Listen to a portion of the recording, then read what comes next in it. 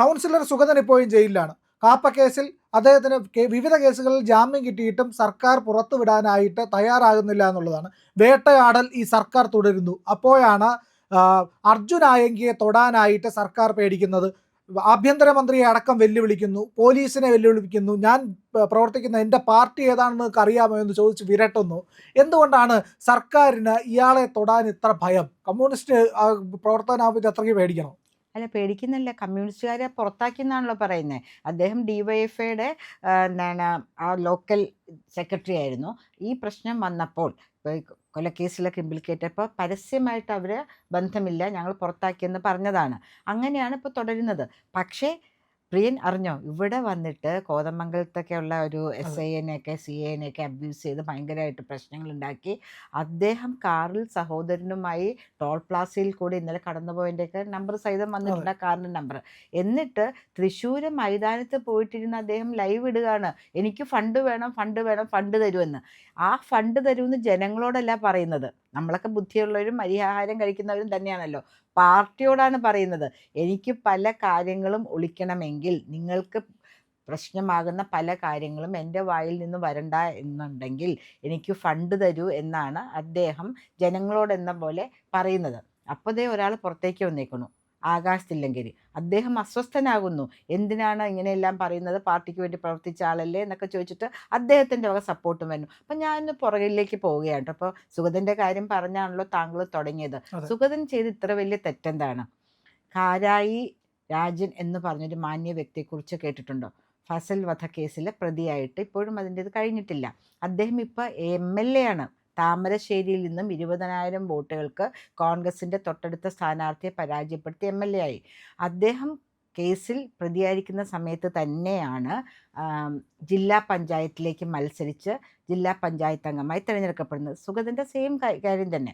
അദ്ദേഹം ഈ കാപ്പ കേസ്, എന്തെങ്കിലും കേസ്, പെറ്റി കേസോ എന്തായിക്കോട്ടെ, പാർട്ടി പ്രവർത്തകരുടെയൊക്കെ പേരിലുണ്ട്. വധക്കേസൊന്നും അല്ല കേട്ടോ, കാരായിയുടെ പോലെ വധക്കേസൊന്നുമല്ല. അങ്ങനെയുള്ള സാഹചര്യത്തിൽ അദ്ദേഹവും ജയിച്ചു, അദ്ദേഹം സത്യപ്രതിജ്ഞ ചെയ്യുകയും ചെയ്തു.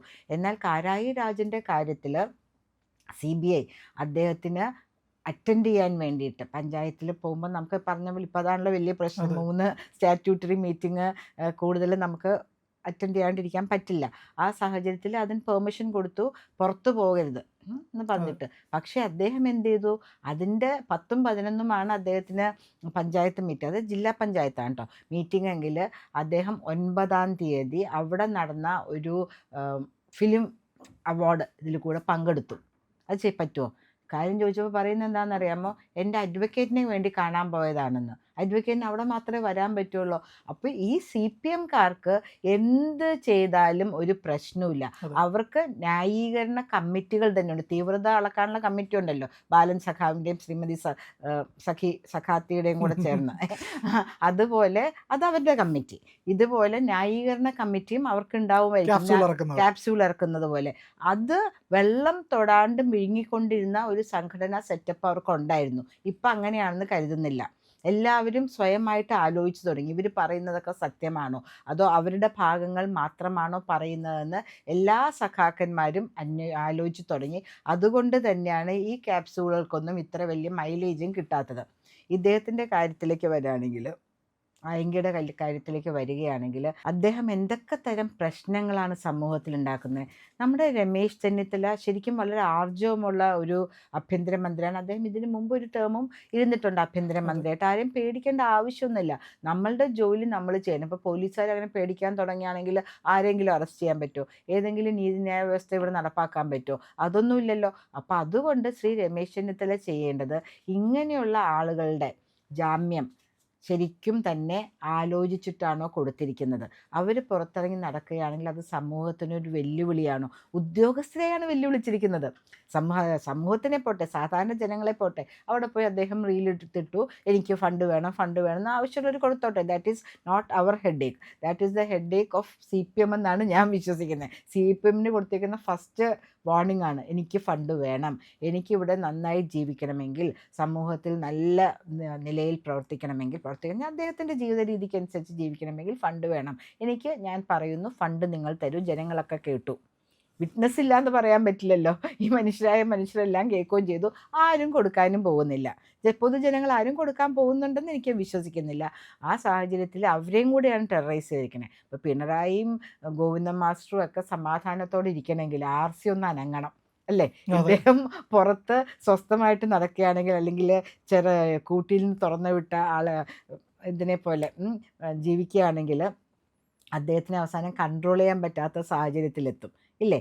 അതുകൊണ്ട് രമേശ് ചെന്നിത്തലയും അദ്ദേഹത്തിൻ്റെ ആഭ്യന്തര വകുപ്പും ഇങ്ങനെയുള്ള എല്ലാവരുടെയും, ആരൊക്കെ ഇപ്പോൾ പരോളിലോ അല്ലെങ്കിൽ ജാമ്യത്തിലോ പുറത്തുണ്ടോ, അവരുടെയൊക്കെ കേസുകൾ ഒന്നും കൂടെ സ്റ്റഡി ചെയ്യണം. കൃത്യമായിട്ടാണ് കൊടുത്തിരിക്കുന്നതെങ്കിൽ ഓക്കെ, പക്ഷെ അതിലെന്തെങ്കിലും തരത്തിലെ ബുദ്ധിമുട്ടുകൾ പുറത്തിറങ്ങിയിട്ട് സമൂഹത്തിന് ഉണ്ടാവുന്നുവെങ്കിൽ അവരെ ഒന്ന് കൺട്രോളിൽ പിടിക്കാനും കൂടെ ബാധ്യസ്ഥരാണ്.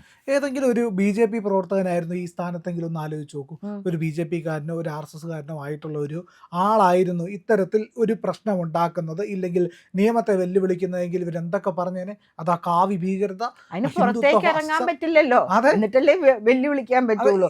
ആർക്കെങ്കിലും അവിടെ മൊബൈൽ കിട്ടുന്നുണ്ടോ? കിട്ടുന്നില്ലല്ലോ. BJPയുടെ ഒരു പ്രവർത്തകർക്കും അല്ലെങ്കിൽ സംഘപരിവാർ പ്രസ്ഥാനങ്ങളിൽ പറ്റ ആർക്കും തന്നെ മൊബൈൽ കിട്ടുന്നില്ല, വേറെ യാതൊരു തരത്തിലുള്ള സുഖജീവിതം കിട്ടുന്നില്ല. ആരും പുറത്തിറങ്ങി ഈ TP വധക്കേസിലെ ഒരു കൈ കൊണ്ട് തീരൂല, വേണമെങ്കിൽ എന്റെ കൈയും കൂടെ രണ്ട് കൈയും എന്റെ കൈയും ഒക്കെ കൂടെ തരേണ്ടി വരും. നമ്മൾ ലിസ്റ്റ് എടുക്കുകയാണെങ്കിൽ എത്ര പേരെയാണ് ഇവരുടെ സ്വന്തം ആവശ്യത്തിന് വേണ്ടി അവര് ക്രിമിനൽസ് ആക്കിയിട്ട്, അല്ലെങ്കിൽ അവർക്ക് ബുദ്ധിമുട്ടുണ്ടാക്കുന്ന ആൾക്കാരെ ബുദ്ധിമുട്ടിലാക്കി, എനിക്ക് കൊല്ലുന്നു എന്നൊക്കെ പറയാൻ ബുദ്ധിമുട്ടുണ്ട് കേട്ടോ. അതുകൊണ്ടാണ് ഞാൻ പറയുന്നത്. അങ്ങനെ ആയതിനു ശേഷം അവരുടെ ഫുൾ കാര്യം അവർ ഏറ്റെടുക്കുകയാണ്. അല്ലെങ്കിൽ ഈ കാരായി രാജൻ എന്ന് പറയുന്ന വ്യക്തിക്ക് സീറ്റ് കൊടുക്കുവോ? ശൈലജ ടീച്ചറിന് ജയിക്കാൻ പറ്റുന്നൊരു സീറ്റ് കൊടുത്തില്ല, ശരിയല്ലേ? അപ്പൊ എന്തൊക്കെയായാലും അദ്ദേഹം ഒരു വധശ്രമ കേസിൽ പ്രതിയാണ്. അങ്ങനെ ആ പ്രായത്തിൽ വരും. അവര് തന്നെ പറഞ്ഞല്ലോ, പണ്ടൊക്കെ പാടത്ത് പണിതാല് ഇപ്പൊ വരമ്പത്ത് കൂലി, പണ്ട് പാടത്തിൽ പണിത എപ്പോഴെങ്കിലും കൂലി, ഇപ്പൊ വരമ്പത്ത് തന്നെ കൂലി കിട്ടുന്ന പറയുന്നത് ഈശ്വരൻ ഇപ്പൊ കൂടെ പിന്നെന്ന് പണ്ട് പറയായിരുന്നു. ഇപ്പൊ ഈശ്വരൻ കൂടെ സ്വന്തം കൂടെ തന്നെ ഉണ്ട്. അതുകൊണ്ട് തന്നെയാണ് ഈ പ്രായത്തിൽ അപ്പ കിട്ടും. ഈ പ്രായത്തിൽ അദ്ദേഹത്തിന് ഇതൊക്കെ ഇതാക്കണ്ടേ. നമ്മൾ ഇദ്ദേഹത്തെ കുറിച്ച് വരുവാണെങ്കിൽ, അയങ്കിയെക്കുറിച്ച് പറഞ്ഞു വരികയാണെങ്കിൽ, അദ്ദേഹം എന്ത് തുനിഞ്ഞാണ് ഇറങ്ങുന്നത് മനസ്സിലാവുന്നില്ല. അതായത് സ്വർണം പൊട്ടിക്കുന്നു ഒരാൾ, അതായത് സ്വർണം കൊണ്ടുവരുന്ന ആൾക്കാരെ വേട്ടയാടി അവരിൽ നിന്ന് സ്വർണം പിടിച്ചടക്കുന്നു, ഇല്ലെങ്കിൽ ഈ കുഴൽപ്പണം കൊണ്ടുവരുന്ന നിയമവിരുദ്ധ പ്രവർത്തനമാണ്, ഇതിലൊക്കെ അതിൽ നിന്നൊക്കെ പണം പിടിച്ചെടുക്കുന്നു, ഇല്ലെങ്കിൽ ആൾക്കാരെ ഭീഷണിപ്പെടുത്തി പണം വാങ്ങുന്നു. എന്നിട്ട് ഇതിനെല്ലാത്തിനും സംരക്ഷണമായിട്ട് CPM എന്ന് പറയുന്ന പാർട്ടി നിൽക്കുന്നു. ആകാശ് തില്ലങ്കേരി എന്തൊക്കെയായിരുന്നു കേസുകൾ? ഈ CPMന് വേണ്ടിയിട്ട് കണ്ണൂർ മേഖലയിലാകെ അക്രമ പ്രവർത്തനങ്ങൾ നടത്തുന്ന ഇത്തരത്തിലുള്ള ഒരു ഗുണ്ടാ സംഘത്തെ CPM ഇപ്പോഴും നിലനിർത്തിയിരിക്കുന്നു. ഒന്ന് ആലോചിച്ച് ഒറ്റ ചോദ്യം, ഈ സർക്കാരിൻ്റെ പവർ അവർക്ക് ഇപ്പം നഷ്ടപ്പെട്ടിട്ട് പോലും ഇത്തരം പ്രവർത്തനങ്ങൾ നടത്തുന്നുണ്ടെങ്കിൽ, അധികാരമുള്ളപ്പോൾ അവരെന്തൊക്കെ ചെയ്തിട്ടുണ്ട്, അതിലെന്തൊക്കെ വെളിയിൽ വന്നിട്ടുണ്ട്. ഇവിടുത്തെ മാധ്യമങ്ങളുടെ സ്വഭാവം കൂടി ആലോചിച്ച് നോക്കൂ. എല്ലാവരും അന്തം കമ്പികളാണ്, മാപ്രകളുടെ സ്വഭാവം. ഇവിടെയുള്ള മാധ്യമങ്ങളൊക്കെ വടക്കു നോക്കിയ യന്ത്രങ്ങളാണ്. ഈ കേരളത്തിന്റെ അതിർത്തി വിട്ടാൽ അവരെല്ലാം പുറത്തെന്ത് സംഭവിക്കുന്നു എന്നിങ്ങനെ നോക്കിക്കൊണ്ടിരിക്കുക. കേരളത്തിൽ എന്തുമാത്രം ദുരിതങ്ങൾ നടക്കുന്നു അതിനെക്കുറിച്ചൊന്നും അവർക്ക് മിണ്ടില്ല. ഞാൻ ദുരിതങ്ങൾ എന്ന് വെച്ചാൽ മനുഷ്യ ജീവിതത്തിൽ ഇതുപോലെ